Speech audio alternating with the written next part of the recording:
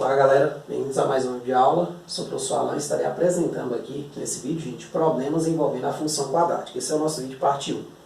Posteriormente vai incluir mais um vídeo parte 2, certo? Onde eu vou fazer mais dois probleminhas, tá certo?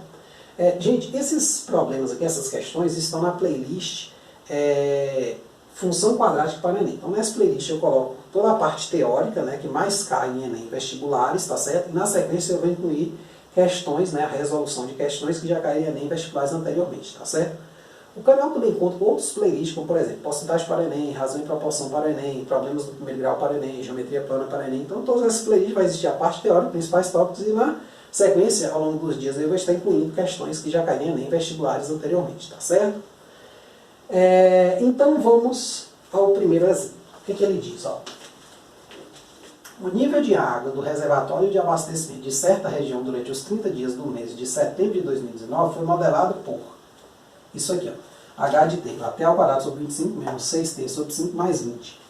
Com t dado em dias e h dado em metros. Quais foram os dias nos quais o nível do reservatório apresentou queda?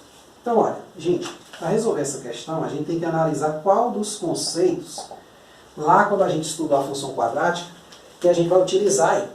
O que é queda?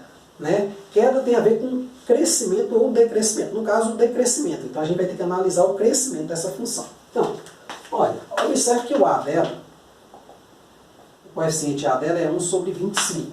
Ele é positivo, certo? Então, isso quer dizer que essa parábola aqui ela é voltada para cima. Então, muito provavelmente, a gente vai usar aqui para estudar o crescimento, que é o x do vértice.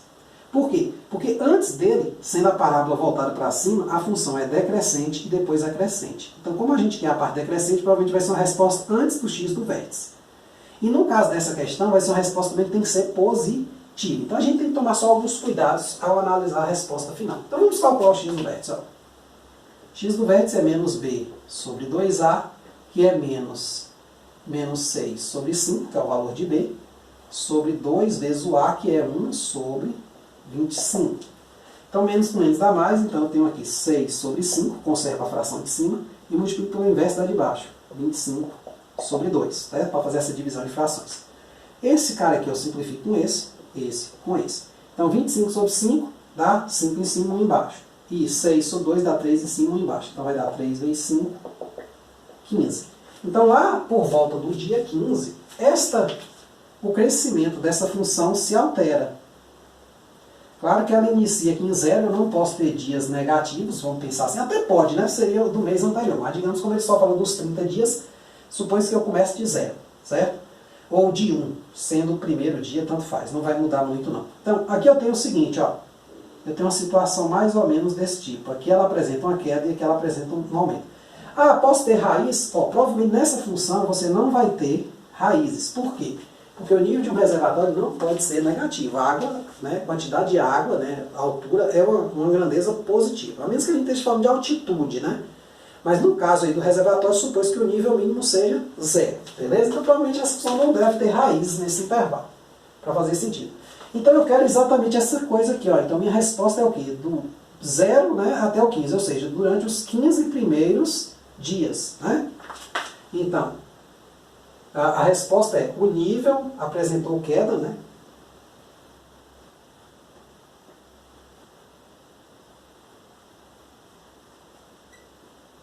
Queda nos 15, ou durante, né, os 15 primeiros dias. Tá certo? Então aí você vai procurar a alternativa lá para marcar que mais se pareça com isso. Lá vai ter assim, alternativa A durante os 7 primeiros dias, alternativa B durante os últimos 10 dias, alternativa C durante os 15 primeiros dias, alternativa D depois do dia 20. Então assim, vai ter um set de alternativas, você busca aqui mais se enquadra nesse raciocínio aqui, certo? Outro probleminha, gente, que a gente também tem muito interessante é esse aqui. Ó. O custo diário de produção de uma indústria de aparelhos de telefone é dado pela função C de x igual a x ao quadrado menos 86x mais 2.500, em que C é o custo dado em reais e x é o número de unidades fabricadas. E nessas condições eu pergunto o seguinte, ó, quantos aparelhos devem ser produzidos diariamente para que o custo seja mínimo? Ele quer o quê? Quantos? Ou seja, ele quer x. Se ele quisesse o custo mínimo, a gente calcularia o C desse x, tá certo? Mas que esse x, gente, nos conceitos que a gente estudou anteriormente? Ele tem a ver com crescimento, com sinal, com imagem, tem a ver com o quê? Então, vamos tentar imaginar o gráfico dessa coisa sem necessariamente desenhar. Eu vou ter uma situação mais ou menos assim, ó. Meu A aqui, ele é 1, que é positivo, implica que meu gráfico ele deve ser uma coisa dessa forma aqui. Beleza? Então, sendo assim, opa, não, ó vacilo, A positivo. Chegou a dar um branco aqui na hora. Então, a parábola para cima, essas coisas acontecem, né? Em todo mundo. Então, eu vou ter aqui o seguinte, ó. Não sei se o custo pode ser negativo ou não, mas vamos imaginar aqui uma situação, tá certo? Então, aqui eu vou ter o x do vértice e aqui eu vou ter o y do vértice, tá certo? O que acontece nessa questão, gente? O y do vértice é o valor mínimo e esse cara é o número de unidades produzidas para se atingir esse valor mínimo. Então, a gente quer esse cara aqui, ó.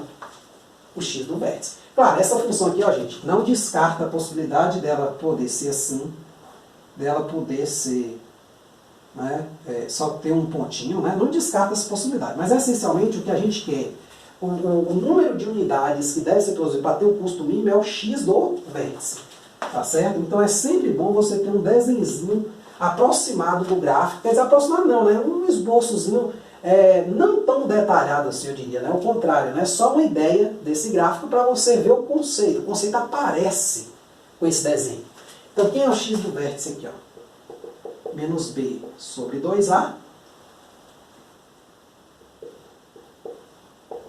E vai ser o quê? Menos 86 sobre 2 vezes quem?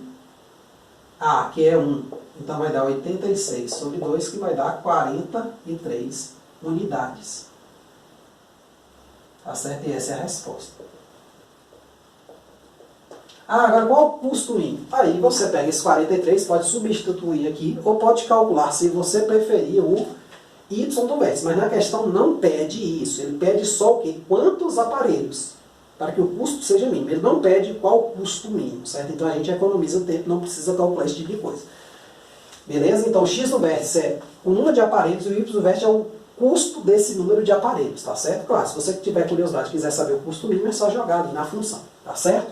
Mas é isso aí. Então perceba aqui, olha o tamanho da solução. Então a gente fez um exercício aí onde a gente gastava um lado todo para resolver um único item, e aqui a gente apenas numa linha resolveu. E é isso que é a ideia. Se você souber os conceitos, entender bem essa ideia gráfica, fica muito fácil, tá certo? Responder a essas perguntas e outras perguntas, né, relacionadas à função quadrática, outros probleminhas.